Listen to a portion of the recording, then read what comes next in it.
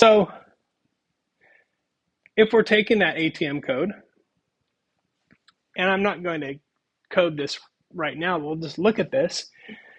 So let's say we have all of this code, and we have decided that we're taking it from our checking account and we're depositing 3450, and it starts out as a string.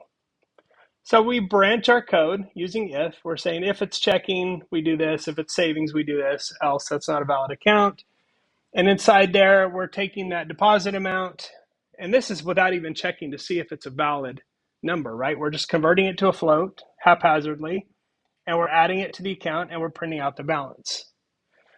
But what you'll notice is this code and this code are identical, right? They're the same code, except one is savings and one is checking.